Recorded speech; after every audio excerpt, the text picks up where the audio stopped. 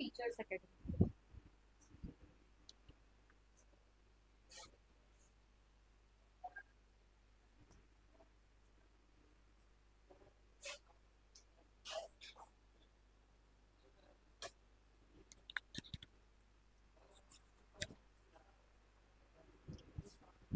Hello dear student, welcome to teachers academy. मैं लवन्या एक बार फिर से आप सभी का टीचर्स अकेडमी के ऑनलाइन प्लेटफॉर्म में स्वागत करती हूँ। उम्मीद करती हूँ आप सभी अच्छे होंगे। सभी स्टूडेंट्स को गुड आफ्टरनून, राधे राधे। कैसे हैं आप सभी? Priyanka Kumari ji good morning. Priyanka Kumari ji good morning. ठीक, चलिए नमस्ते सभी को। और एक बार क्लास को सभी स्टूडेंट्स अपने दोस्तों को, फ्रेंड्स को शेयर कर दीजिए। सभी स्टूडेंट, जितने भी स्टूडेंट्स अभी क्लास में हैं, एक बार शेयर करेंगे क्लास को और फिर हम इसके बाद स्टार्ट करते हैं। ठीक, चलिए अभी हम कुछ दिन और पीवाईक्यू ही सॉल्व करेंगे, जिससे आपको एक आइडिया लग जाए कि हमारी उसमें एग्जाम में किस टाइप के क्वेश्चंस आते हैं। ठीक, सभी स्टूडेंट्स एक बार क्लास को, अपने दोस्तों को, फ्रेंड्स को शेयर करेंगे। प्रियंका जी एक बार सारे स्टूडेंट्स को आप शेयर कर दीजिए। ठीक है, आप मेरे वाले टेलीग्राम ग्रुप में जुड़ी हुई है ना, उसमें शेयर कर दीजिए इसको शेयर, प्रियंका जी। ठीक, चलिए तो एक बार इसको शेयर कर दीजिए और हम स्टार्ट करते हैं अपने सेशन को। और आज का हमारा जो फर्स्ट क्वेश्चन है, देखिए पहला क्वेश्चन आएगा स्क्रीन पर। प्रियंका कुमारी मैम जी एक क्वेश्चन पूछ सकते हैं? हाँ पूछिए प्रियंका जी, बिल्कुल पूछ सकती हैं, पूछिए। ये आपका है, चलिए पूछ लीजिए क्या क्वेश्चन है। अब इस क्वेश्चन को हम सॉल्व करने का प्रयास करेंगे और बहुत ही अच्छे से सॉल्व करने का प्रयास करेंगे। ठीक है, चलिए तो अब स्टार्ट करते हैं हम। यहाँ पे एक मिनट रुक जाइए, मैं क्लास को जरा शेयर कर देती हूँ। ठीक, चलिए सभी लोग एक बार क्लास को देख लीजिए फटाफट से।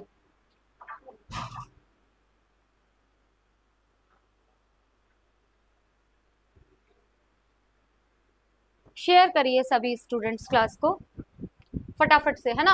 तो देखिए प्रियंका जी पूछ लीजिए क्या क्वेश्चन पूछना। मैं स्टार्ट करने जा रही हूँ।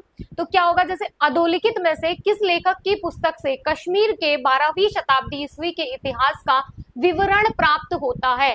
कलहण, जलहण नहीं है, ये कलहण होगा। ठीक है, गलत लिखा हुआ है। क्या लिखा है? जलहण नहीं, अच्छा वो टाइप ही गलत है, टाइप नहीं, वो क्वेश्चन में ही दिया हुआ है। ठीक है,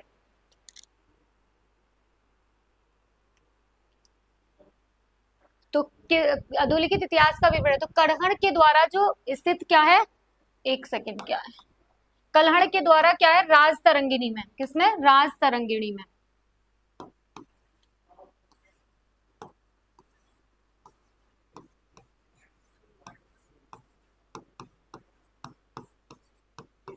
कलहड़ के द्वारा स्थित राज तरंगिणी में। एक मिनट आप लोग क्लास को शेयर कर दीजिए सभी स्टूडेंट्स, मैं भी जरा थोड़ा सा शेयर कर देती हूँ।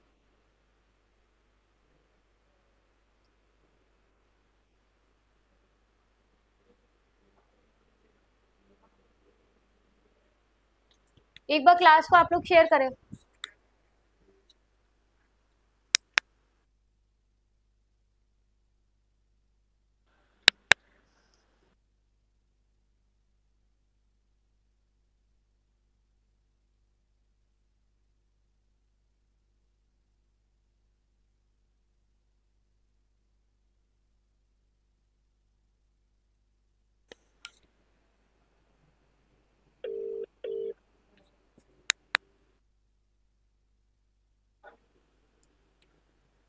इसका आंसर करिए सभी स्टूडेंट्स, एक बार रुकिए मैं class.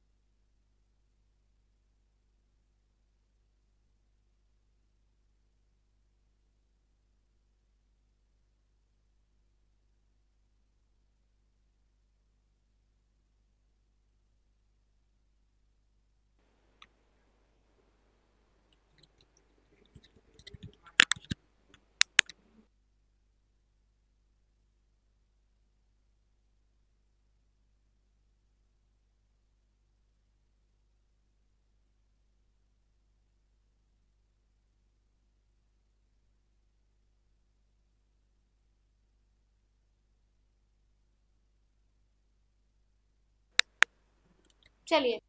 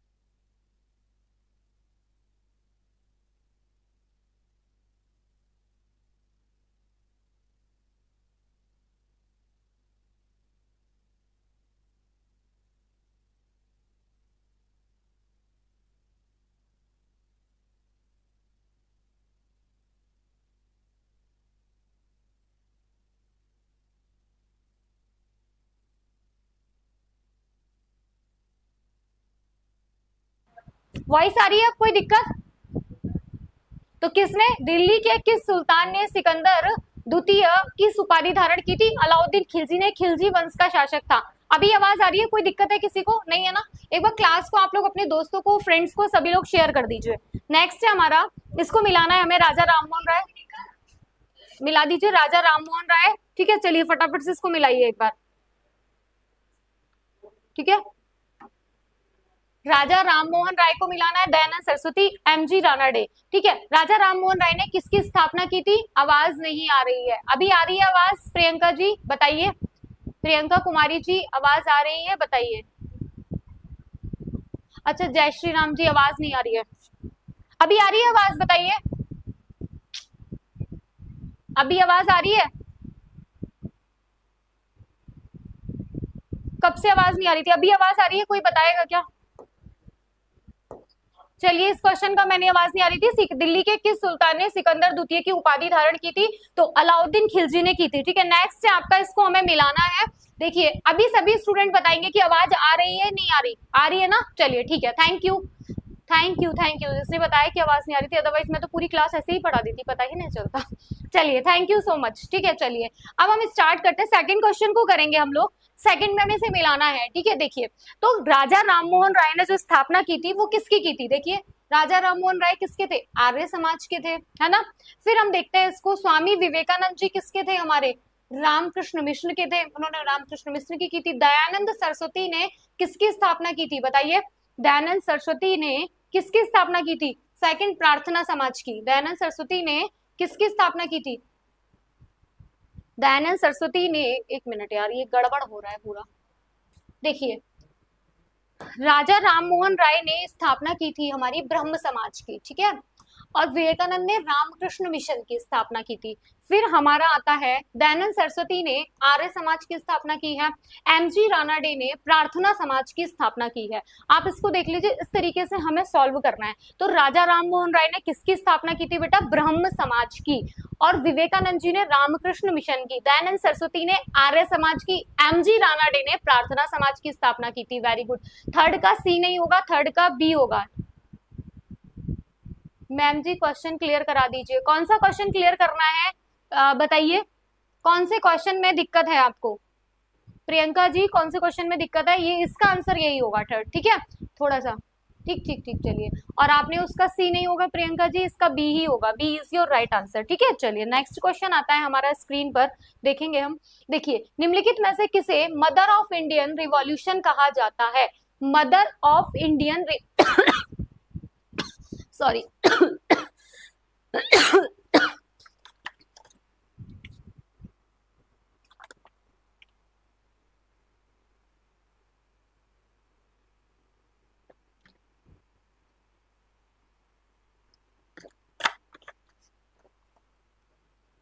Mother of Indian revolution किसे कहा जाता है? देखिए बताइए, निम्नलिखित में से किसे मदर ऑफ इंडियन रिवॉल्यूशन कहा जाता है? मैडम भीकाजी कामा को मदर ऑफ रिवॉल्यूशन कहा जाता है। ठीक है, मैडम भीकाजी कामा को, इनका बहुत बड़ा योगदान रखा है। मैडम भीकाजी कामा ने, ठीक, मैडम भीकाजी कामा ने क्या किया था? बहुत बड़ा। तो मदर ऑफ इंडियन रिवॉल्यूशन किसको कहा जाता है? मैडम ऑफ भीकाजी कामा को कहा जाता है। स्टार्टिंग की 5 से 6 क्लासेस में आपको ये जितने भी इंपॉर्टेंट फैक्ट्स हैं वो याद हो जाएंगे सारे। नेक्स्ट आप जब भी, अब हम जब दोबारा से जैसे नए क्वेश्चंस के साथ क्लासेस स्टार्ट करेंगे, अभी आपकी ये चौथी क्लास है ना, आज कल से 5th क्लास, 5 क्लासेस में आपको ये हम फैक्ट तैयार करा दे रहे हैं। बाकी आपके डेली 15 क्वेश्चंस फैक्चुअल रहेंगे, 15 क्वेश्चन कॉन्सेप्चुअल रहेंगे। ठीक है, और क्लास को आप लोग सभी स्टूडेंट्स, अपने दोस्त फ्रेंड्स जो भी हैं, जो यूपी टेट देना चाह रहे हैं या सीटेट देना चाह रहे हैं, उसमें एसएसटी जिनका सब्जेक्ट है, वो लोग इस क्लास को जरूर देखें एक बार। चलिए ठीक है, क्योंकि इसमें प्रीवियस ईयर क्वेश्चंस है, यहाँ पे मैं आपको एनसीईआरटी से भी रिलेटेड क्वेश्चंस कराऊंगी, लेकिन पहले हम एक बार यूज टू हो जाएं कि किस टाइप के क्वेश्चंस हमारे एग्जाम में आते हैं। ठीक है, चलिए मैम जी, समाजशास्त्र सामान्य अर्थ रखता है कि विशिष्ट? किस चीज में पूछ रही हैं आप, किस परिप्रेक्ष्य में पूछ रही हैं? प्रियंका कुमारी जी पूरी बात पूछिए तब बताया जाएगा इसका ना।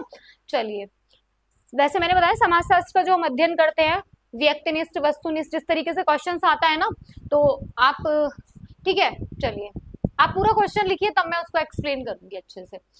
सुदर्शन झील का निर्माण किस शासक के द्वारा काल में हुआ था? Who got built Sudarshan lake? Sudarshan झील का जो निर्माण है किस शासक के काल में हुआ था? तो अशोक के काल में हुआ था, चंद्रगुप्त के काल में हुआ था, समुद्रगुप्त के कार्य में हुआ था, या फिर बिंदुसार के कार्य में हुआ था? सुदर्शन झील है तो जो उसका निर्माण हुआ था वो किसके शासन काल में हुआ था? बताइए, सुदर्शन झील का निर्माण किस शासक के काल में हुआ था, ये पूछा जा रहा है आपसे। तो अशोक के काल में तो नहीं हुआ, चंद्रगुप्त, समुद्रगुप्त, बिंदुसार। बताइए, सुदर्शन झील चंद्रगुप्त मौर्य ने सौराष्ट्र प्रांत के गिरनार घाटी में, किसमें? चंद्रगुप्त मौर्य ने सौराष्ट्र प्रांत के, किसके बेटा? सौराष्ट्र प्रांत के, सौराष्ट्र प्रांत के, सौराष्ट्र प्रांत के सुदर्शन झील है ना, सौराष्ट्र प्रांत में सुदर्शन झील का निर्माण किया था ना। सौराष्ट्र प्रांत के गिरनार घाटी में, सौराष्ट्र प्रांत के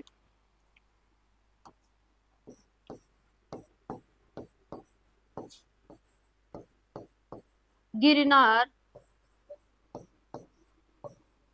घाटी में सुदर्शन झील का निर्माण करवाया है ना, सुदर्शन झील का निर्माण।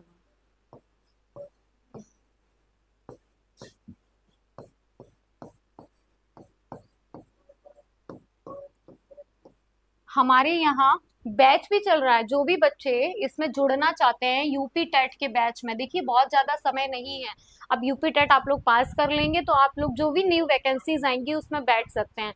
और देखिए यूपी टेट इस बार का ऐसा यू टेट है जिसमें आपको जो जॉब जिन बच्चों ने ले रखी है उनको भी देना है और जिन्होंने नहीं ली है उनको भी देना है। तो आप लोग सभी स्टूडेंट्स फोकस होके बढ़िया से पढ़ाई करिए। ठीक है, किसी भी स्टूडेंट को कोई भी दिक्कत है तो कमेंट करिए। ठीक है, चलिए एक बार सभी स्टूडेंट क्लास को लिटरली अपने दोस्त फ्रेंड सबको शेयर कर दिया करिए। हमारी क्लास की टाइमिंग है 4 बजे की, हमारी क्लास 4 बजे चलती है, सॉरी 11 बजे। यहाँ पे ये जो क्लासेस की टाइमिंग है लाइव यूट्यूब पर जो चलती है वो 11 बजे चलती है। ठीक है, चलिए नेक्स्ट आपका क्वेश्चन है, पढ़ेंगे आप लोग सभी लोग। पुष्यभूति राजवंश की वंशावली अधोलिखित किस राजा के नाम से प्रारंभ होती है? जो पुष्यभूति वंश है उसकी जो हो रही है किस नाम से स्टार्टेड होती है? तो क्या कह रहा है, पुष्यभूति राजवंश की वंशावली अधोलिखित किस राजा के नाम से प्रारंभ होती है? प्रभाकर वर्धन, आदित्य वर्धन, नरवर्धन, राज्यवर्धन। बताइए क्या होगा, सभी स्टूडेंट्स बताइए, इसका आंसर करिए। प्रियंका जी आंसर करिए, हाँ आंसर करिए।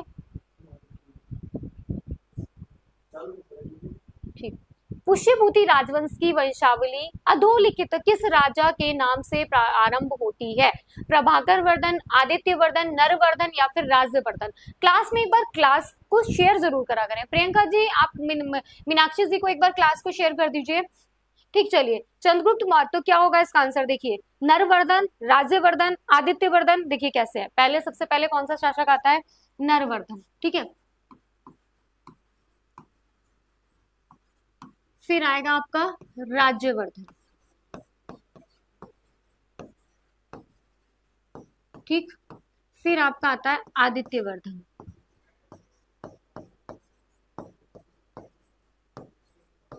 अब इधर स्पेस नहीं है तो उधर लिखूंगी, ठीक है, सीक्वेंस करा रही हूँ आप लोगों को, नरवर्धन, राज्यवर्धन, आदित्यवर्धन, प्रभाकर वर्धन, है ना, चलिए यहाँ पे ही लिख लीजिए इतने में, फिर उधर लिखूंगी, प्रभाकर वर्धन, प्रभाकर वर्धन, फिर प्रभाकर वर्धन के 3 हुए हैं, ठीक है, इसको यहाँ ले आ रहे हैं, ठीक है, देख लीजिए इनके 3 है प्रभाकर वर्धन के, लिखिए कौन कौन से, राज्यवर्धन द्वितीय, हर्षवर्धन और राजश्री, ठीक है ना, तो क्या कह रहा है आपसे, किस राजा को नाम से प्रारंभ होती है, तो क्या होगा इसका, नरवर्धन, आंसर क्या होगा, सी, आंसर करें, वेरी गुड। अच्छा प्रियंका जी, आपके जीएस के क्वेश्चन सब सही होते हैं ना, आंसर अच्छा करती हैं आप, तो इसका आंसर होगा नरवर्धन, ठीक है। चलिए नेक्स्ट क्वेश्चन आता है, अधोलिखित में से किस ताम्र पाषाणिक ग्रामीण संस्कृतिक प्राचीनतम है, मतलब कौन सा ताम्र पाषाणिक ग्रामीण संस्कृति जो है वो हमारी प्राचीनतम है, लिटरली यार ये तो आपकी जो आप बहुत जीएस के टाइप के क्वेश्चंस है, ये क्वेश्चंस तो आपके हर एग्जाम में जब जहां भी जीएस आ रहा है उसके लिए भी इंपॉर्टेंट है, तो सभी स्टूडेंट इस क्लास को देखना ना भूलें, ठीक है, और प्रीवियस ईयर क्वेश्चंस हमारे बहुत इंपॉर्टेंट होते हैं, जहां से हम अंदाजा लगा सकते हैं कि हमारे किस टाइप के क्वेश्चंस एग्जाम में आ रहे हैं, क्या रेशियो है ना, तो अधोलिखित में से कौन सी ताम्र पाषाणिक ग्रामीण संस्कृति प्राचीनतम है, जारवे, मालवा संस्कृति, आहार संस्कृति, कायता संस्कृति, बताइए एक बार, सभी स्टूडेंट ध्यान से कमेंट करेंगे फटाफट से, फटाफट जल्दी से, क्लास को एक बार आप लोग शेयर कर दिया करिए फटाफट फटाफट, ठीक है। तो देखिए आपका जो है मैं लिख दे रही हूँ थोड़ा सा, कायथ जो संस्कृति हमारी, कायथा संस्कृति लिख लीजिए यहाँ पे, कायथा संस्कृति, ठीक है, कायथा संस्कृति, इसकी ड्यूरेशन क्या है, कायथा जो संस्कृति है इसकी टाइमिंग मतलब कब से कब तक है, ठीक है, इसको याद कर लेंगे, कायथा संस्कृति 2000 से 1400 ईसा पूर्व है ना, 2000 से 1400 ईसा पूर्व है, ठीक है, ठीक, नेक्स्ट लिखेंगे हम लोग दूसरा, मालवा संस्कृति, मालवा संस्कृति 1900 से 1400 ईसा पूर्व, ठीक है, मालवा संस्कृति 1900 से 1400 ईसा पूर्व, रंगपुर संस्कृति 1700 से, रंगपुर संस्कृति 1700 से 1400 ईसा पूर्व, ठीक, ठीक है, समझ में आ गया। अब दूसरे लिखेंगे आप, जारवे संस्कृति 1500 से 900, जारवे संस्कृति इसका क्या है 1500 से 900 ईसा पूर्व, ठीक है। अब आपसे क्या पूछ रहा है, क्वेश्चन क्या पूछ रहा है, अधोलिखित में से कौन सी ताम्र पाषाणिक ग्रामीण, ताम्र पाषाणिक ग्रामीण, ठीक है, तो क्या होगा इसका आंसर, क्या होगा बताइए, वैसे होना तो इसका आंसर क्या चाहिए, रंगपुर संस्कृति, लेकिन आपके एग्जाम में अगर आपसे पूछा गया था, एग्जामिनेशन में अगर इसका ये यूपी टेट में आया हुआ क्वेश्चन है तो वहां पे इसका आंसर कायता संस्कृति माना गया था, लेकिन अगर इसकी बात करें सही तो ये कौन सा इसका आंसर सही क्या होगा, रंगपुर संस्कृति, इसका सही आंसर क्या है, एग्जैक्ट जो दिया हुआ है आपका, है ना, क्या होगा इसका सी, आहार संस्कृति, लेकिन एग्जाम में इसका आंसर क्या माना गया था, कायता संस्कृति, आंसर अगर सही किया जाए तो ये है इसका, लेकिन अगर एग्जाम के अनुसार का पूछा जाए, आंसर आयोग ने दिया था वो इसका कायता संस्कृति दिया था, ठीक है, तो आप लोग एक बार इसको देख लेंगे, इस टाइप के क्वेश्चंस में कंफ्यूजन रहता है तो इस तरीके से मैं सॉल्व करवा देती हूँ, ठीक है, अगर सही आंसर की बात करेंगे तो आहार संस्कृति उसका आंसर है, ठीक है। अब देखिए आपसे क्या पूछ रहा है, मैम जी टैट की ऑफलाइन, अच्छा जी, ठीक ठीक, वेरी गुड। नेक्स्ट है आपका, मौर्य साम्राज्य की स्थापना के पहले समस्त उत्तरी भारत विभक्त था, मौर्य साम्राज्य, देखो मौर्य साम्राज्य की स्थापना से पहले,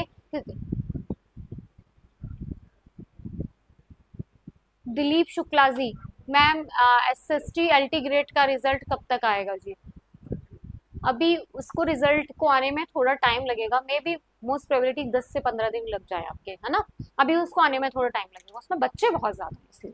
ठीक है, मौर्य साम्राज्य की स्थापना के पहले समस्त उत्तरी भारत विभक्त था। 20 राजतंत्र शासन में, 16 महाजन पद व गणराज्यों में, 10 राजतंत्र शासन में, 2 शासन तंत्रों में। दिलीप शुक्ला जी, आपका यूपी टेट का एग्जाम है, आपको देना है, बताइए। जो भी बच्चे यूपी मौर्य साम्राज्य, फटाफट से ये प्रीवियस ईयर क्वेश्चन से हम एक बार अंदाजा लगा लेते हैं ना। तो मौर्य साम्राज्य की स्थापना के पहले समस्त उत्तर भारत किसमें हुआ था? 16 महाजन पदों में था ना, मगध था, कौन कौन से थे, अवंती, है ना, सारे 16 महाजन पद थे। एक बार टिप्स में मैं आपको उसको याद कराऊंगी, वो मैं आपको एक शॉर्ट वीडियो के माध्यम से दूंगी, उसे याद कराऊंगी। हाँ जी, कुमारी रूबी जी मोस्ट वेलकम। लेट हो गई आज आप क्लास में बेटा, थोड़ा जल्दी, क्लास 11 बजे होती है तो मोस्ट प्रोबेबिलिटी 11:05 तक स्टार्ट हो जाती है ना, आप लोग आ जाया करिए 11 बजे तक। तो 16 महाजनपद, ठीक है, बहुत इंपॉर्टेंट है। सब 16 महाजनपदों में सबसे इंपॉर्टेंट कौन था? मगध था, जिसकी राजधानी क्या थी? गिरिविज थी, है ना। ठीक है, चलिए इसी तरीके से हम याद करेंगे। तो आंसर क्या होगा इसका? B is your right answer. अभी हम 1-2 दिन में ना बेटा क्या कर रहे हैं, क्वेश्चन से यूज टू हो रहे हैं 5 क्लासेस तक, उसके बाद बेटर एक्सप्लेनेशन। मुझे लगता है फिर जब एक्सप्लेनेशन होगा तो क्लास में 10 या 12 ही क्वेश्चन 1 घंटे में हो पाएंगे, उसके बाद हम उनका एक्सप्लेनेशन बहुत अच्छे से करेंगे। ठीक है, चलिए नेक्स्ट है हमारा आरंभ बाग अधोलिखित किस मुगल बादशाह ने बनवाया था? देखिए आरंभ बाग की बात कर रहा है, जहांगीर ने, बाबर ने, हुमायूं ने, अकबर ने, जो इंपॉर्टेंट राजा है, किसने क्या बनवाया था? ये बहुत ज्यादा आपसे पूछा जाता है, ठीक है, और ये हमें याद करना है। तो देखिए आगरा में आरंभ बाग का निर्माण किसने करवाया था? ये जो आराम बाग का निर्माण है भी, आगरा जो लोग गए होंगे उनको पता होगा, आगरा में आराम बाग का निर्माण बाबर ने 1528 में करवाया था। कहाँ पे हुआ था? बाबर ने, कहाँ पे? आगरा में 1528 में, जिस है ना आराम बाग, बहुत अच्छे से एक पार्क टाइप से बना हुआ है आगरा में 1528 में। ठीक है, किसने? बाबर ने करवाया था आरामबाग, जिसको रामबाग भी बोलते हैं, एक स्पेसिफिक जगह का नाम रामबाग है, वहां पे आरामबाग भी है। ठीक है, अकबर नहीं होगा कुमारी रूबी जी, अकबर नहीं होगा, ठीक है, अकबर नहीं होगा इसका आंसर। ठीक है, चलिए अकबर ने थोड़ी करवाया था, आगरा में तो बादशाह बाबर ने करवाया था। बाबर बगीचों का बहुत शौकीन था, जैसे कश्मीर का निशांत बाग, लाहौर का शालीमार, है ना, पानीपत का काबुली, ये सब किसने बनवाए थे? बाबर ने ही। बगीचों का बहुत शौकीन था, है ना। तो अकबर ने बहुत सारे बागों का, जैसे कश्मीर में जो निशांत बाग है, कश्मीर का बिलाने के लिए भी आ जाता है आपको, कश्मीर का निशांत बाग, आगरा में आराम बाग, बहुत अच्छा गार्डन है ये आराम बाग, जिसको लोकल वहां पे राम बाग एक जगह का स्पेसिफिक नाम है, फिर वहां पे राम बाग है। ठीक है, आराम बाग। ठीक है, चलिए ठीक ठीक, कोई कोई गया है क्या? कोई स्टूडेंट? लाहौर का शालीमार, पानीपत का काबुली, है ना, संभल की जामी मस्जिद, आगरा का मस्जिद, ये सब किसने? अकबर ने बनवाए थे। बहुत अच्छे अच्छे, ये क्या था जो बाबर था आपका, बाबर ने बनवाए थे, सॉरी अकबर ने। बाबर बगीचों का, फूलों का बहुत शौकीन था, तो उसने बहुत ज्यादा फूलों के बगीचों के निर्माण करवाए। अगर आप कहीं कंफ्यूज हो, बाग बगीचे की बात आए, है ना, मुगल शासन से, तो बाबर को लगा दीजिएगा, नहीं 50% सही हो जाएगा अगर आपको कंफ्यूजन है तो। ठीक है, चलिए नेक्स्ट क्वेश्चन आता है स्क्रीन पर। होम रूल आंदोलन की शुरुआत किसने की थी? होम रूल मतलब क्या होता है? अपने रूल्स, अपने देश में अपने रूल्स, होम रूल्स। तो होम रूल आंदोलन की जो शुरुआत की थी वो किसने की थी, वो पूछ रहा है आपसे, है ना। होम रूल आंदोलन की शुरुआत किसने? जीके गोखले ने, गांधी जी ने, बीजी तिलक ने, लाला राजपत। देखो होम रूल आंदोलन से अगर आप देखेंगे तो एनी बेसेंट का भी नाम जुड़ा हुआ है, जुड़ा है या नहीं जुड़ा है? पहले एक बार कुमारी रूबी जी, प्रियंका जी, दिलीप जी, जय श्री राम जी, सभी स्टूडेंट एक बार क्लास को, अपने दोस्तों को, फ्रेंड्स को शेयर कर दीजिए। ठीक है, इसमें लाइव की संख्या को थोड़ा सा बढ़ाइए सभी स्टूडेंट्स। ठीक, चलिए होम रूल आंदोलन की जो शुरुआत की थी वो किसने की थी? शुरुआत पूछ रहा है आपसे, अगर एनी बेसेंट का नाम तो बिल्कुल जुड़ा होता है, तो होम रूल आंदोलन की जो शुरुआत की थी वो किसने की थी, बताइए। 1916 में भारत में होम रूल आंदोलन की शुरुआत किसने की थी? बीजी तिलक ने। 10 का आंसर क्या होगा? सी। सिर्फ हाँ, कुमारी रूबी जी ने आंसर सही किया है, प्रियंका जी ने किया है, तो क्या होगा इसका आंसर? बीजी तिलक ने। कब की थी बताइए, है ना। होम रूल आंदोलन की जो शुरुआत की बात आती है तो इसकी डेट की अगर बात आएगी तो क्या होगा? 16 अप्रैल 1916 में पुणे में प्रांतीय सम्मेलन हुआ, होम रूल के गठन की घोषणा की गई। कहाँ पे? 16 अप्रैल 1916, 16 अप्रैल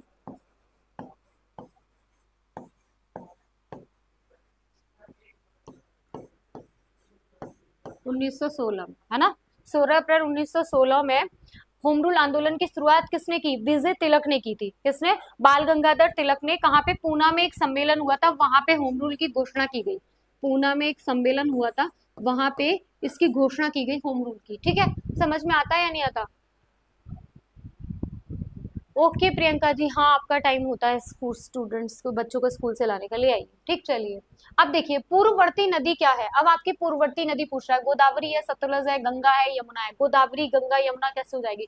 पूर्ववर्ती नदी की बात कर रहा है, तो पूर्ववर्ती नदी कौन सी है बताइए। क्वेश्चन नंबर 11 और 11 का फटाफट से सभी स्टूडेंट आंसर करेंगे, एक बार जल्दी से बताइए क्या कह रहा है। पूर्ववर्ती नदी है क्या है आपकी? गोदावरी है, सतलज है, बताइए पूर्ववर्ती नदी क्या है आपकी? गंगा है, यमुना है, क्या है? पूर्ववर्ती नदी क्या है? फटाफट से, मैं पानी पी रही हूँ, जब तक आप लोग जल्दी से आंसर करेंगे, बस और कुछ नहीं, फटाफट। ठीक है, ठीक है, पूर्ववर्ती नदी क्या है?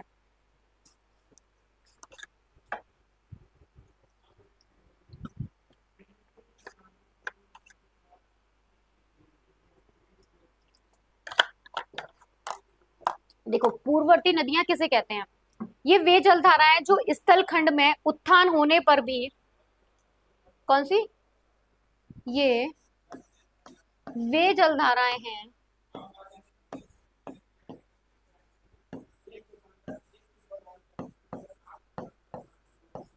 ये वे जलधाराएं हैं जो, ये वे जलधाराएं हैं जो स्थल खंड में उत्थान होने पर भी, जो स्थल खंड में,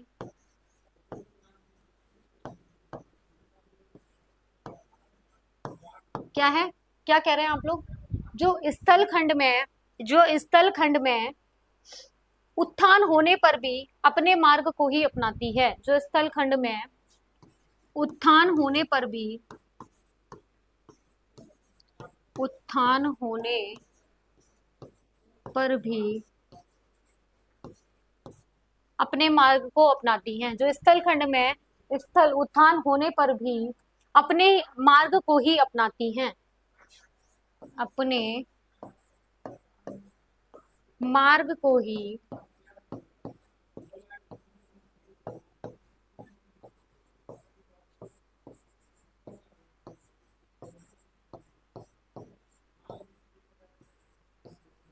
अपनाती हैं, उसको हम क्या कहते हैं?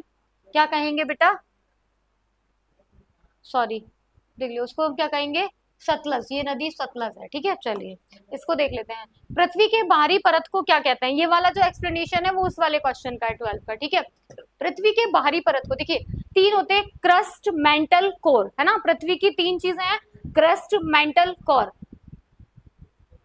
क्वेश्चन बेटा ये ना गलती से 12 वाले पे लिख गया है, ये जो एक्सप्लेनेशन है आपका, ये किसका है? उसका है। ठीक है, पूर्ववर्ती नदियां,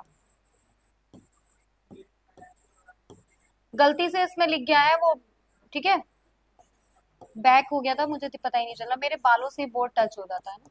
ठीक है, ये वो पूर्ववर्ती नदी है। अब देखिए पृथ्वी की कितनी परत है? तीन होती है, क्रस्ट, मेंटल, कोर। तो बाहरी परत सबसे कौन सी है? क्रस्ट। ठीक है, स्थल मंडल, जल मंडल, क्षोभ मंडल अलग है, ये मंडल है। ठीक है, तो क्या होगा? क्रस्ट सबसे ऊपरी परत है आपकी, पूछ लिया जाए तो क्रस्ट है। ठीक है, क्रस्ट, मेंटल, कोर, तीन है ना। ठीक है, कुमारी रूबी जी आप अपने फ्रेंड्स को सभी को एक बार क्लास को आप भी शेयर किया करिए। ठीक है, सभी स्टूडेंट जो भी मेरे साथ क्लास में जुड़े हुए हैं अपने दोस्तों को सभी को क्लास को शेयर कर देंगे। ठीक है, फटाफट से शेयर कर दिया करिए।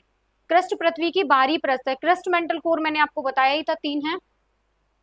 ठीक है, समझ में आ रहा है या नहीं आ रहा? अच्छा मैं पढ़ा रही हूँ तो क्लास कैसी लग रही है आप लोगों को? समझ में आ रहा है या नहीं आ रहा है? किसी भी स्टूडेंट को क्लास में समझने में, क्वेश्चंस में दिक्कत हो रही है बताइए, या नहीं, या अच्छा लग रहा है? बस लेकिन क्लास में थोड़ी सी एक ये है कि आप लोग शेयर नहीं करते हैं क्लास को, सभी लोग शेयर कर दिया करिए, है ना। तो क्या कह रहा है, निम्नलिखित में से कौन सी गर्म धारा है? धास नहीं, धारा है। ठीक है, क्या है? गर्म धारा है। ठीक है, तो क्या है आपकी? क्यूरोशियो धारा, कुराइल धारा, कनारी धारा, लैब्राडोर धारा। तो गर्म जल धारा आपकी कौन सी है? क्यूरोशियो धारा। ठीक है, रूबी जी आपका यूपी टेट का एग्जाम है, या सीटेट के लिए आप पढ़ रही हैं। वैसे स्पेसिफिक ये क्लास यूपी टेट के लिए, लेकिन एसएसटी वाला पोर्शन इसका सीटेट वाला भी कवर हो जाएगा, क्योंकि मैं यहाँ पे एनसीईआरटी भी आप लोगों को पढ़ाऊंगी और प्रॉपर वे में बहुत अच्छे से। अभी कुछ टाइम बाद आपके एनसीईआरटी से मैं कुछ क्वेश्चंस प्रिपेयर कर रही हूँ, उसकी आपकी क्लासेस में चलवाऊंगी, ठीक है। चलिए रूबी कुमारी जी, 13 का आंसर क्या होगा? 13 का आंसर ये होगा, गर्म चादर ठंडी जलधारा। देखिए जो गर्म जलधारा होती है निम्न अक्षांशों से उच्च अक्षांशों की ओर बहती हैं। जो गर्म जलधारा होती हैं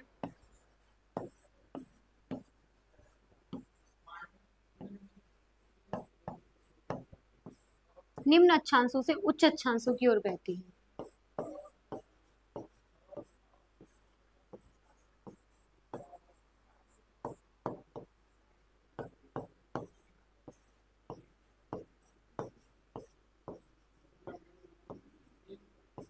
ठीक है, और ठंडी जस्ट अपोजिट, उच्च अक्षांश से निम्न अक्षांश की ओर बहती है।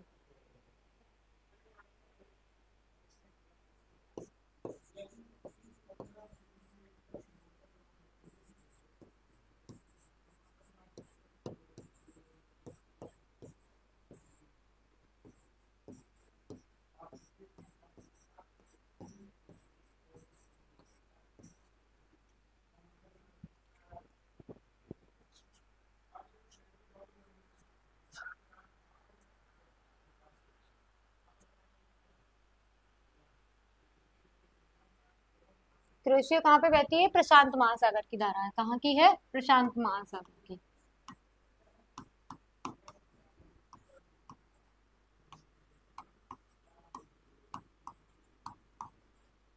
ठीक, चलिए समझ में आ रहा है सभी स्टूडेंट्स को? यहाँ तक किसी को कोई दिक्कत? क्लास में कोई दिक्कत नहीं है। एक बार क्लास को आप लोग अपने दोस्त फ्रेंड्स से सबको शेयर किया करिए, ठीक है। चलिए ठीक, अब नेक्स्ट क्वेश्चन आता है हमारा, निम्नलिखित में से कौन सा परिवहन का सबसे सस्ता साधन है? परिवहन का जो सबसे सस्ता साधन है, सड़क, वायु, जल, रेल, है ना। ये ना आपसे बहुत बार क्वेश्चन पूछा गया है, ठीक है। ये आपका पीसीएस जैसे एग्जाम में भी जीएस में आपका क्वेश्चन आया हुआ है, ठीक है। तो इस ऐसा नहीं है कि जीएस के जो क्वेश्चन है वो आपके फिर कभी आएंगे नहीं आपके काम में। तो आपसे पूछा गया निम्नलिखित में से कौन सा परिवहन का जो है सबसे सस्ता साधन है? सस्ते की कह रहा है आपका, सड़क परिवहन है, वायु है, जल परिवहन है, या फिर रेल परिवहन है? बताइए, आप लोग कमेंट करिए, ठीक है। कुमारी रूबी जी बिल्कुल जी जान से लगते रहिए, एक बार एनसीईआरटी पढ़ती रहिए आप अच्छे से, बिल्कुल स्टार्ट हो जाएगा आपका, ठीक है। आप लोग, आप कुमार रूबी जी आप ना एनसीईआरटी भी एक बार पढ़ डालिए पूरी, वैसे मैं कराऊंगी लेकिन अपने बिहाफ से खुद से भी एक बार पढ़ लीजिए, ठीक है। 6 to 8 तक की एनसीईआरटी पढ़ लीजिए सारे सब्जेक्ट्स की, ठीक है। हिस्ट्री, पॉलिटी, ज्योग्राफी की 3 सब्जेक्ट की, ठीक है। हाँ हाँ, चलिए, और कहाँ से हैं आप रूबी? चलिए फटाफट फटाफट पढ़ाई करिए अच्छे से, ठीक। चलिए, परिवहन का जो सबसे सस्ता है, जल परिवहन अंतरराष्ट्रीय व्यापार का सुगम एवं सस्ता माध्यम होता है। जल परिवहन अंतरराष्ट्रीय व्यापार का सबसे सस्ता और सुगम माध्यम होता है। तो 14 का आंसर सी नहीं होगा बेटा, रेल परिवहन सस्ता नहीं है। रेल में देखती हो कितने सारे लोग लगे रहते हैं, कितने बड़े खर्चा आता है। सबसे सस्ता है जल परिवहन, ठीक है, ये आपने पढ़ा भी होगा, है ना। क्या आंसर होगा इसका? जल परिवहन। जो भी बच्चे डी आंसर कर रहे हैं, रेल परिवहन नहीं होगा, आंसर क्या होगा? जल परिवहन। अंतरराष्ट्रीय व्यापार का अगर देखेंगे तो सबसे अच्छे से जो माध्यम है वो है जल परिवहन, है ना। पहले भी टाइम में देखिए जल परिवहन के माध्यम से अंतरराष्ट्रीय व्यापार किया जाता था, ठीक। चलिए नेक्स्ट है आपका, पूछा जाता है गोदावरी नदी निकलती है कहाँ से? ये एक नदियों की जो उद्गम है, कुछ इंपॉर्टेंट नदियां मैं बताऊंगी, उनके उद्गम की एक लिस्ट दे दूंगी, उसको याद कर लीजिएगा, वो इंपॉर्टेंट है कि नदियों के उद्गम कहाँ से होते हैं, कौन सी नदी कहाँ से निकलती है, पूछा जाता है। तो गोदावरी नदी आपकी कहाँ से निकलती है? अमरकंटक से, महाबलेश्वर से, नासिक से, बैतूल से, कहाँ से निकलती है पूछ रहा है, ठीक है। तो बताएंगे हम लोग, करते हैं। तो गोदावरी नदी निकलती है कहाँ से निकलती है, वह कमेंट करें रूबी जी फटाफट से। क्वेश्चन कौन सा है मैम? कौन से क्वेश्चन की बात कर रही है रूबी जी? क्वेश्चन नंबर मेंशन करके आप आंसर लिखा करिए तो ज्यादा बेटर रहेगा। प्रायद्वीपीय भारत की सबसे लंबी नदी कौन सी है? अगर पूछा जाए आपसे प्रायद्वीपीय भारत की,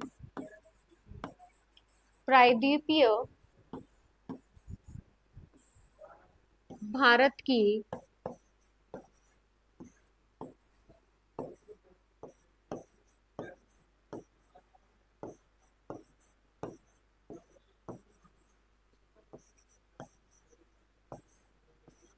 प्रायद्वीपीय भारत की सबसे लंबी नदी कौन सी है? गोदावरी।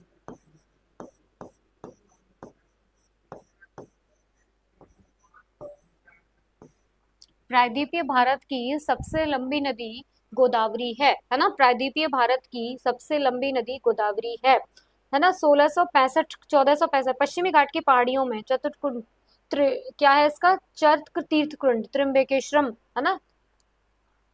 1665 किलोमीटर, तो क्या होगा नासिक से, है ना। Very good. 15 का क्या होगा, तो कहां से निकलती है ये गोदावरी नदी, पश्चिमी घाट की पहाड़ियों में स्थित चक्र तीर्थ कुंड, है ना। किससे निकलती है, नासिक से। ठीक है, चलिए। ये प्रायद्वीपीय भारत की सबसे लंबी नदी है, 1465 इसका मोल है। ठीक है, क्या है लिख लीजिए फटाफट, 1465 किलोमीटर, 1465 किलोमीटर, है ना।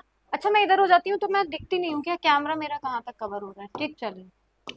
नेक्स्ट है आपका, सुएज नहर जोड़ती है भूमध्य सागर को लाल सागर से, भूमध्य सागर को अरब सागर से, है ना। अब भूमध्य सागर को अटलांटिक महासागर से, लाल सागर को अरब सागर से। जो सुएज नहर है वो किसको किस से जोड़ती है, ये पूछ रहा है ना। अच्छा, आप लोग के साथ नासिक, वेरी गुड।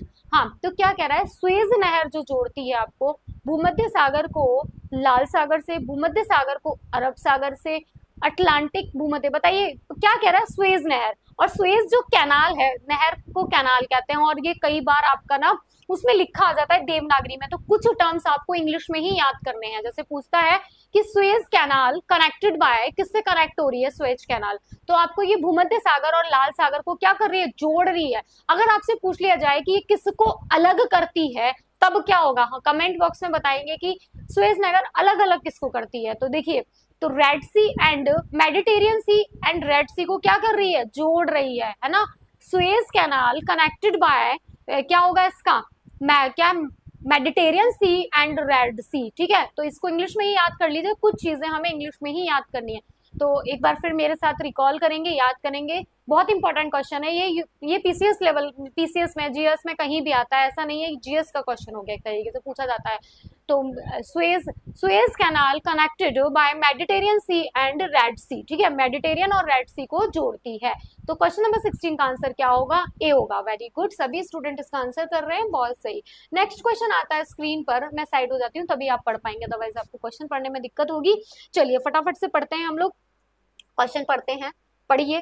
ठीक है, चलिए देखिए, मैं इसको पढ़ रही हूँ एक बार। निम्नलिखित में से कौन से ताप व्युत्क्रम, है ना, तो ताप व्युत्क्रम का क्या हो जाएगा, कंडीशंस फॉर टेम्परेचर इन्वर्जन, व्युत्क्रम मतलब इन्वर्जन टू अकर। ठीक है, निम्नलिखित में से कौन सा ताप व्युत्क्रम के लिए आदर्श स्थितियां हैं, तो इसका इंग्लिश देख लीजिए, इंग्लिश इसका इजी है। Which of the following is are the ideal condition for temperature inversion to occur? ठीक है, तो क्या होगा, cloudy skies, calm and stable air, long summer days, है ना, लॉन्ग समर डेज जिसको कहते हैं हम, क्लाउडली स्काईज मतलब बादल युक्त आकाश, क्लेम स्टेबल एयर मतलब शांत एवं स्थिर वायु, लॉन्ग समर डेज, क्लैम क्या होगा, लंबे ग्रीष्मकालीन दिन। फिर इसमें से पूछ रहा है विच ऑफ द करेक्ट आंसर, इसमें से इस कोड को हमें पूछना है, तो कौन सा जो कोड गिवन है आपको जो सही है। ठीक है, तो बेटा इसमें मुझे जो लग रहा है आपसे, करेक्ट की अगर बात करेगा, सही करेक्ट, यू आंसर करेक्ट है ना, इनकरेक्ट नहीं, करेक्ट की बात कर रहा है, तो करेक्ट की अगर बात करेगा बेटा, तो आंसर इसका होगा क्लेम एंड क्या होगा, स्टेबल एयर। क्या होगा, which of the following is are the ideal conditions for temperature inversion occur, तो टेम्परेचर इन्वर्जन में जो सबसे ज्यादा इंपॉर्टेंट रहेगा वो किसका होगा आपका, क्या होगा बेटा, क्लेम एंड, नहीं रूबी जी सी नहीं होगा, लंबे ग्रीष्मकालीन दिन नहीं, क्लेम एंड स्टेबल एयर, शांत एवं स्थिर वायु। तो इसका आंसर क्या होगा, 17 का आंसर जो आप लगाएंगे वो क्या होगा बेटा, B is your right answer. ठीक है, चलिए, ठीक है, चलिए B is your right answer. ठीक, चलिए नेक्स्ट क्वेश्चन आता है स्क्रीन पर, पूछा जा रहा है Meghalaya plateau is an extension, है ना, ऑफ, मतलब मेघालय प्लेट्यू का जो विस्तार है, एक्सटेंशन है उसका, वो कहाँ तक है, वो पूछ रहा है आपसे। तो मेघालय का जो विस्तार है आपका कहाँ पे है, पेनिसुलर प्लेट्यू पे है, तिब्बत प्लेट्यू में, हिमालय प्लेट्यू में, या फिर अरावली, है ना। तो प्रायद्वीप जिसको पेनिसुलर को क्या कहते हैं, प्रायद्वीपी कहते हैं हम। तो एक बार देख लीजिए किसमें है, मेघालय का पठार प्रायद्वीपीय पठार का भाग है। जो प्रायद्वीपीय पठार है वो प्राचीन किसका था, गोंडवाना का हिस्सा था। किसका था ये, प्राचीन गोंडवाना का हिस्सा था, प्राचीन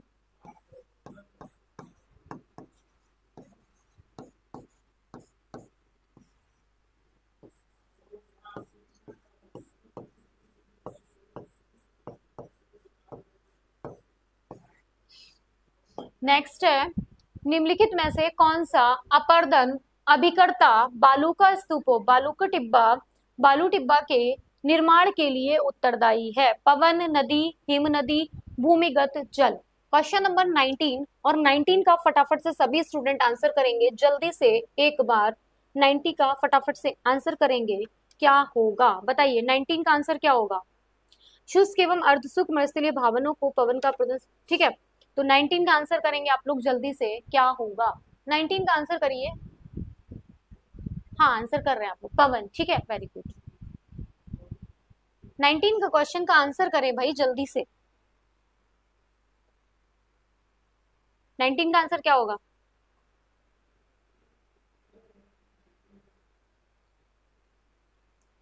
क्या होगा इसका आंसर? पवन, है ना? ठीक। रूबी जी आपके क्वेश्चंस स्टार्टिंग में तो सही हो रहे थे, अभी लास्ट में आप गलत कर दे रही हैं, ऐसा क्यों? पवन, ठीक। चलिए नेक्स्ट क्वेश्चन आता है, निम्नलिखित में से कौन सी पृथ्वी के वायुमंडल की सबसे निचली परत है? वायुमंडल की जो सबसे निचली परत है वो कौन सी है, आपसे पूछ रहा है, ठीक है। तापमंडल, क्षोभमंडल, मध्यमंडल, सप्तापमंडल, बताइए कौन सी होगी? तो इसको मैं एक बार याद करा देती हूँ। देखिए 5 है इसके, क्षोभमंडल, सप्तापमंडल, मध्यमंडल, लिख लीजिए। क्षोभमंडल,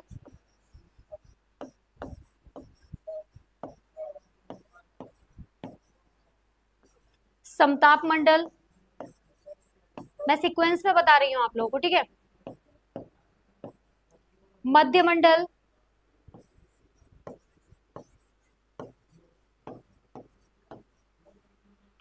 आयन मंडल,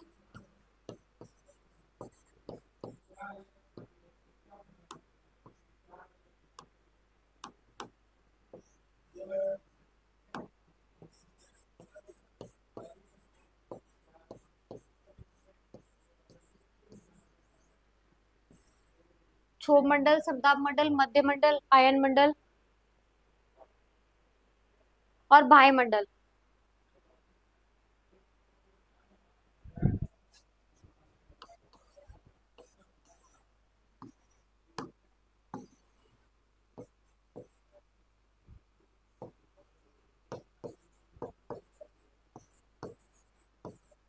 और सबसे ऊपरी परत की बात करेंगे तो कौन सी हो जाएगी आपकी? क्षोभ मंडल, ठीक है। तो कौन से पृथ्वी के वायुमंडल की सबसे निचली परत की बात करेंगे तो कौन सी होगी बताइए? इसे परिवर्तन मंडल भी कहते हैं।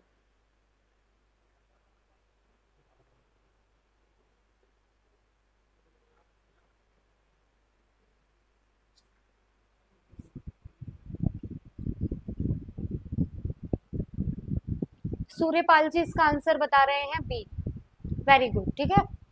हाँ चलिए, सूर्यपाल जी आंसर बता रहे हैं बी, वेरी गुड। ये याद करना है कौन से मंडल में कौन सी चीजें होती हैं, एक बार बताएंगे इसको कल। हमारे संविधान में मूल कर्तव्य जब कब लाया गया था बताइए? हमारे भारतीय संविधान में मूल कर्तव्य, है ना, कब लाए गए थे, है ना? बताइए, 42वें संविधान संशोधन के द्वारा मूल कर्तव्य को लाया गया था। कब लाया गया था बताइए फटाफट से, जल्दी जल्दी इसको आंसर को करिए। भारतीय संविधान में स्वर्ण सिंह किसकी, स्वर्ण सिंह समिति की सिफारिश पर, स्वर्ण सिंह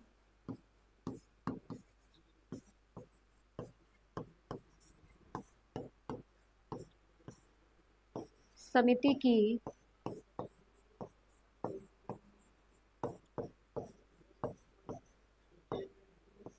सिफारिश पर 42वें संविधान संशोधन द्वारा किसको लाया गया था?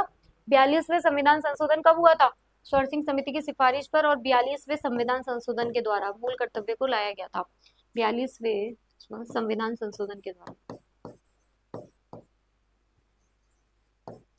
संविधान संशोधन के द्वारा, और 42वां संविधान जिसको मिनी कॉन्स्टिट्यूशन भी कहते हैं, है ना। इसमें इतने ज्यादा संशोधन, इतना ज्यादा हुआ था कि इसे मिनी कॉन्स्टिट्यूशन भी कह देते हैं। तो इसका आंसर क्या होगा? 1976। 21 का आंसर क्या हो जाएगा? बी हो जाएगा, है ना, वेरी गुड। क्या हो जाएगा? 21 का आंसर बी हो जाएगा। समझ में आ गया होगा सभी स्टूडेंट्स को? यहाँ तक किसी भी स्टूडेंट को अगर कोई दिक्कत है तो कमेंट करे, पूछे, अदरवाइज हम चीजों को आगे डिस्कस करेंगे, ठीक है।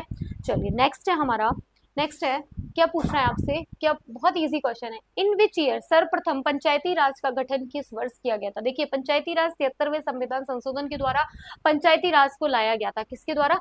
73वें संविधान संशोधन के द्वारा। और कब लाया गया था? भारतीय संविधान में पंचायती राज को जब ऐड किया गया था तो 73वां संविधान संशोधन किया गया था। क्या किया गया था? 73वां संविधान संशोधन, 73वें संविधान संशोधन के द्वारा लाया गया था। 73वें संविधान संशोधन के द्वारा इसको ऐड लाया गया था भारतीय संविधान में, है ना। तो क्या होगा इसका आंसर, फटाफट से बताइए। 73वें संविधान संशोधन के द्वारा इसको लाया गया था, तो क्या होगा इसका आंसर? सर्वप्रथम पंचायती राज का जो गठन किया गया था वो कब किया गया था? बहुत ईजी है, 1952 में, है ना, 1952 में, 1992, है ना।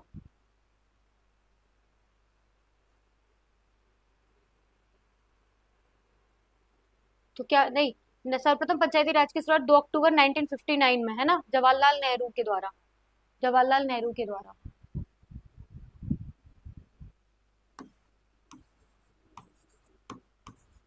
2 अक्टूबर 1959 में, है ना।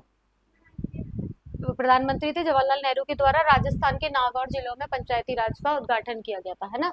लेकिन ये संविधान संशोधन 73वें की बात कर रही थी मैं, और किसके द्वारा पंचायती राज को जोड़ा गया था? 73वें संविधान संशोधन के द्वारा जोड़ा गया था, ठीक है ना। सूर्यपाल जी, हाँ ठीक है, सूर्य जी, ठीक ठीक, वेरी गुड, बहुत सही आप बता रहे हैं। इसी तरीके से हमें क्वेश्चंस को प्रॉपर वे में सॉल्व करना है। नेक्स्ट क्वेश्चन आता है हमारा, निम्नलिखित में से कौन सा संविधान 73वें संशोधन से सम्मिलित है? बताइए। जिला पंचायत, क्षेत्र पंचायत, ग्राम पंचायत, नगर निगम, बताइए फटाफट से इस क्वेश्चन का आंसर करेंगे। देखिए अभी जो पढ़ा रही थी, राजस्थान के नागौर जिले में सबसे पहले पंचायती राज को शुभारंभ किया गया था, ठीक है। किसके द्वारा? तत्कालीन प्रधानमंत्री थे उस टाइम के, कौन? जवाहरलाल नेहरू के द्वारा, ठीक है। चलिए, निम्नलिखित में से कौन सा संविधान के 73वें संशोधन से सम्मिलित है? बताइए। 73वां संविधान संशोधन पंचायत से रिलेटेड था, तो क्या क्या 73वें संविधान संशोधन से संबंधित है? और 73वां संविधान संशोधन भी मैंने बताया था कब आया था? 1992 में, है ना। इसी के लिए मैं 1992 आप लोगों को बता रही थी। तो इस क्वेश्चन का 23 का फटाफट से आंसर करेंगे, है ना। तो फटाफट करिए। देखिए, तो जिला पंचायत, क्षेत्र पंचायत और ग्राम पंचायत, नगर निगम जो आपका था वो आपका 74वें संविधान संशोधन में ऐड किया गया है। तो जो पंचायत में क्या, त्रिस्तरीय, जिला पंचायत, क्षेत्र पंचायत, ग्राम पंचायत। तो देख लीजिए ABC जहां भी जिस ऑप्शन में है वो आपका ऑप्शन सही होगा, बाकी ऑप्शंस आपके सही नहीं है। तो देख लीजिए D is your right answer, ठीक है। एक्सप्लेनेशन के साथ सारी चीजें आप लोगों को प्रॉपर वे में समझ आ रही हैं? बताइए, जितने भी स्टूडेंट क्लास में है, मैं जो पढ़ा रही हूँ वो चीजें आपको समझ में आ रही है या नहीं? लिटरली अभी आप लोग को समझ में नहीं आ रहा। आप लोग के साथ एक सबसे बड़ी प्रॉब्लम होती है आजकल के स्टूडेंट्स के साथ, यूट्यूब वाले जमाने में, यहाँ क्लास देख ली, वहाँ क्लास देख ली, है ना। चीजें तो टीचर सेम करा रहा है, और एक चीज को आप बार बार रिवाइज करेंगे सही रहेगा। एक जगह कहीं भी स्थिर होकर अपनी पढ़ाई को कर लीजिए, 6 से 7 महीने पढ़ लीजिए। आप अभी देखिए यूपी टेट का एग्जाम है, यूपी टेट को पास कर लीजिए, उसके बाद में वैकेंसी आएगी उसको कर लीजिए। आपका लगा हुआ है BPSC वाले बच्चे होंगे जो टीचिंग एग्जाम्स की प्रिपरेशन कर रहे हैं, TRE4, UPGT, है ना। कितने सारे वैकेंसीज बार आई हुई है, लग रहा है पूरे एग्जाम्स TRE4 कन्फर्म है कि होना ही है। तो आप लोग एकदम जुट जाइए अपनी तैयारी में और लगे रहिए, सिलेक्शन होके रहेगा, ठीक है। अभी मान लीजिए वैकेंसी आ गई, जब तक सीटेट ना हुआ आपका दिसंबर, अब जून वाला तो जो होना था हो गया, अब नेक्स्ट वाला, तो आप लोग के लिए यूपी टेट मौका है, उसको पास कर लीजिए फटाफट से, है ना। और जल्दी से, काफी टाइम बाद हो रहा है, अच्छे से पढ़िए एकदम से, कितने टाइम बाद पता नहीं, अभी अगर इस बार नहीं हुआ तो नेक्स्ट है। क्या भरोसा यूपी गवर्नमेंट का कि मान लिया यूपी टेट को ही अनिवार्य कर दिया, सीटेट को नहीं माना, तब क्या होगा, ठीक है। चलिए, इसी तरीके से आप लोग पढ़ते रहिए बस। अब भारतीय संविधान के अनुसार निम्न में से किसे अवशिष्ट शक्तियां प्रदान की गई हैं? आप, थैंक यू। अपशिष्ट शक्तियां किसको प्रदान की गई हैं? देखिए, अपशिष्ट शक्तियों की अगर बात आती है तो हमारे यहाँ तीन, कितनी शक्तियां हैं? राज्य सूची, है ना, देखिए मैं बताती हूँ, राज्य सूची, सॉरी, संघ सूची, राज्य सूची, समवर्ती सूची। देखिए मैं, संघ सूची,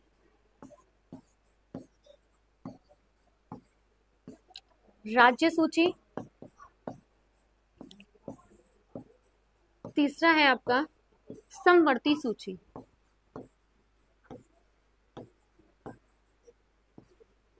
ठीक है। अब देखिए, संघ सूची में जो कानून बनाने का अधिकार होता है वो किसका होता है? संघ का, केंद्र सरकार का। राज्य सूची में जो कानून बनाने का होता है वो किसका होता है? राज्य सरकार का। समवर्ती सूची में दोनों का होता है, ठीक है। अगर मान्य जाएगा तो फिर केंद्र का, ठीक है। लेकिन अब इसमें संघ सूची के विषय होते हैं, राज्य सूची के विषय होते हैं, समवर्ती सूची में। जो विषय संघ राज्य समवर्ती में नहीं है वो किस में आएंगे, अपशिष्ट में आएंगे। किस में आएंगे, अपशिष्ट में आएंगे। तो भारतीय संविधान के अनुसार निम्नलिखित में किसे अपशिष्ट शक्तियां प्रदान की गई हैं। स्थानीय निकायों को, राज्य को, केंद्र को, राज्य तथा केंद्र को। फटाफट से 24 का आंसर जल्दी से करेंगे आप लोग, बिना टेंशन के जल्दी से फास्ट आंसर करेंगे, ठीक है।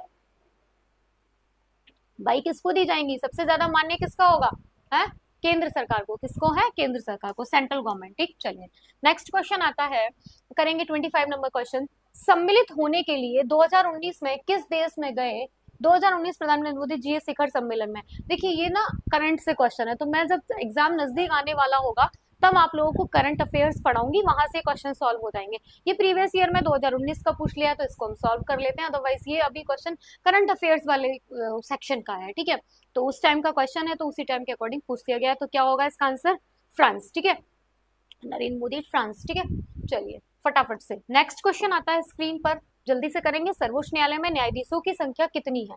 जो सर्वोच्च न्यायालय सुप्रीम कोर्ट है हमारा, उसमें न्यायाधीशों की संख्या कितनी है। फटाफट से क्लास को एक बार शेयर भी करते रहा करें आप लोग। भारत में सर्वोच्च न्यायालय की वर्तमान में जो संख्या है वो 34 है। कितनी है,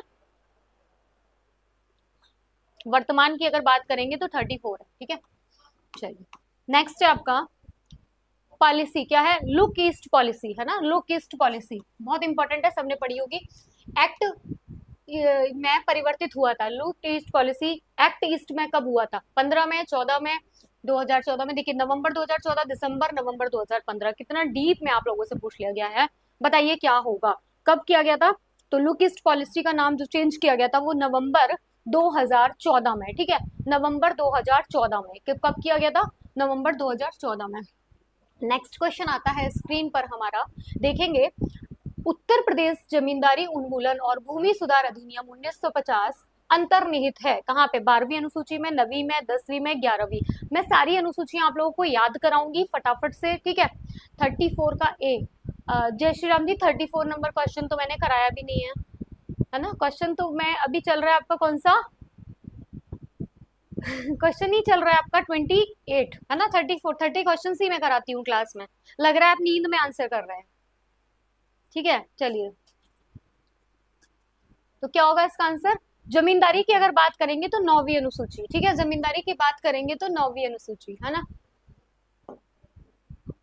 संविधान सभा का संवैधानिक सलाहकार किसे माना जाता है, बहुत इजी क्वेश्चन है। संविधान सभा का संवैधानिक सलाहकार किसको माना जाता है, बी.एन. राव को, डॉक्टर बी.एन. राव को। बी.एन. राव को क्या माना जाता है, संविधान सभा का संवैधानिक सलाहकार माना जाता है, ठीक। चलिए नेक्स्ट क्वेश्चन आता है स्क्रीन पर, भारतीय संसद की सबसे बड़ी समिति कौन सी है। प्राक्कलन समिति जिसे कहते हैं हम, क्या कहते हैं, एस्टिमेट, या फिर ड्राफ्टिंग समिति, या फिर आपकी सार्वजनिक उपक्रम समिति, लोक लेखा समिति, कार्य मंत्रणा समिति। बताइए क्वेश्चन नंबर 30 आपका लास्ट क्वेश्चन है। हाँ 29 30 का क्वेश्चन आंसर का करेंगे, बताइए कौन सी समिति है, प्राक्कलन समिति। इसमें कितने सदस्य होते हैं, 30 सदस्य। कितने होते हैं, 30 सदस्य, ठीक है। हाँ देखिए अब नींद से उठ के आंसर दिया है तो आपने सही आंसर दिया है, देखिए बिल्कुल, वेरी गुड। चलिए अब हम लोगों ने 30 क्वेश्चंस को आज किया है, कल हमारी क्लास फिर 11 बजे होगी। सभी स्टूडेंट्स, जिस तरीके से आप लोग की थोड़ी संख्या बढ़ रही है वैसे ही आप लोग क्लास को अपने दोस्तों को, फ्रेंड्स को, सभी को शेयर कर दीजिएगा।